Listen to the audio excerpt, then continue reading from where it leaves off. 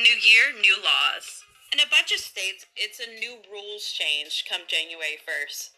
What you pay at the checkout, what your kid can sign up for online, and what gets sold legally can shift overnight. Here are the biggest changes in 2026, state by state, and what they mean for you. If you live in California, say goodbye to plastic shopping bags at the store. Starting in 2026, they are banned statewide. If you forget your reusable bags, you are probably buying paper at checkout. California is also cracking down on companion chatbots.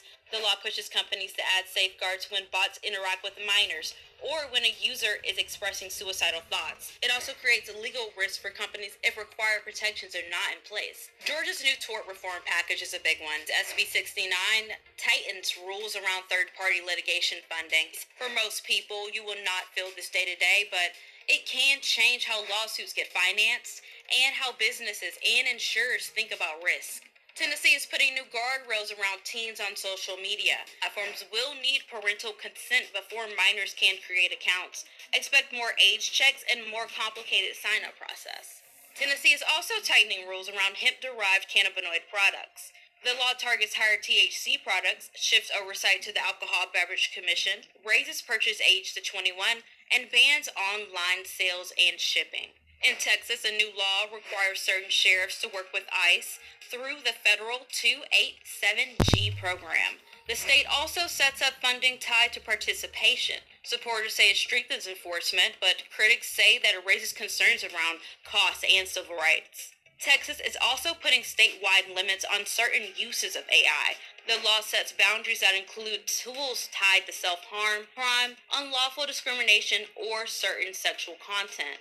In Virginia, the minimum wage goes up to $12.77 an hour. Those that are paid at or near the minimum wage will see this show up right away in their paycheck. Virginia is also adding daily social media limits for kids under 16. Platforms will have to cap use at 1 hour per service day, unless a parent provides verified consent. Illinois is taking aim at squatters. The new law is designed to make it easier for law enforcement to remove people who are illegally staying in a home without forcing owners into a long civil eviction process. Illinois is also requiring paid break time for nursing mothers to pump breast milk for up to a year after a child is born. Bottom line, January 1st can be a switch flip in a lot of places. If any of these issues hit your household, check guidance from your state agency. Also, check with your employer, landlord, and school, or by the looks of it, the changes of your favorite social media platform. And stick with us for more updates on our website and on our YouTube. The new year brings new laws in the Carolinas. Among them are laws to keep prescription prices down, to helping parents with adopted children. Here in North Carolina, it also includes taking another controversial step related to gender identity. WBTV's Carolyn Serta is digging deeper into the changes affecting you once the ball drops tomorrow night.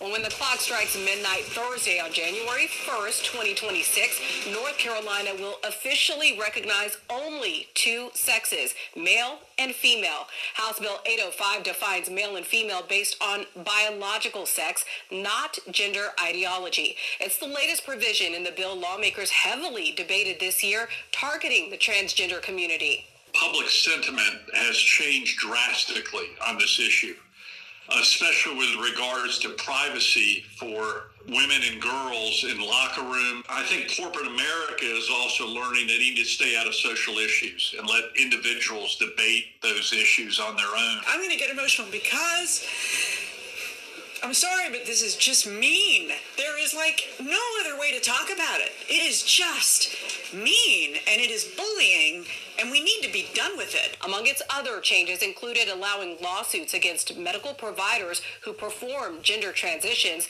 and banning state funds from being used for gender transition surgery. Governor Josh Stein vetoed the bill, but lawmakers voted to override it. Another law beginning January 1st aims to lower the cost of prescriptions. The SCRIPT Act does this by increasing transparency across the supply chain and providing support to independent pharmacies pharmacies. In 2026, it'll be easier for adoptive parents to access a child's birth certificate. The Iredell County Board of Commissioners sent a letter of support of this bill, saying that change would make it less time-consuming for local Register of Deeds to access vital records. Among the other changes in North Carolina in the new year, eliminating some required college credit hours, making it easier and cheaper to become a certified public accountant, and allowing attorneys to electronically store wills. In the studio, Carolyn Serta, WBTV, on your side. A new South Carolina law could lower liquor liability insurance bills for bars and restaurants that prove they are serving alcohol more safely. WBTV's Rachel Richardson is in Rock Hill, where a local business owner explains how this law could be the difference between closing their doors or finally getting affordable coverage while still protecting customers. South Carolina's new tort reform and liquor liability law was signed in May, but will go into effect on January 1st. I spoke with a local business owner about how he says he's seen insurance costs rise over the last few years. Under previous laws, businesses could be held responsible for 100% of damages in incidents involving DUI. Under this new law, they cannot be held liable for more than 50% of damages. Under this new law, anyone selling alcohol after 5 on the premises must have a liquor liability or general liability insurance policy with an annual aggregate limit of $1 million. This new law says that insurance costs can be lowered for businesses if they meet certain criteria conditions. This new law says insurance costs can be lowered for businesses if they meet certain conditions, including not selling alcohol after midnight, having employees complete alcohol server training, having less than 40% of sales be from alcohol, using digital ID systems, and being a nonprofit or hosting a special event where a license is gotten.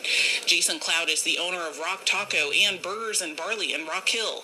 He says over the last few years, he's noticed insurance coverage for his business increase. I'm happy for any break we can get.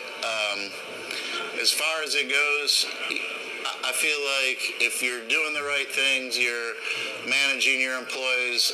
This new law requires a little bit of employee training for serving alcohol, which I think is beneficial all the way around. At 5:30, hear from South Carolina lawmakers about how they believe this new law will benefit businesses and protect victims of DUI.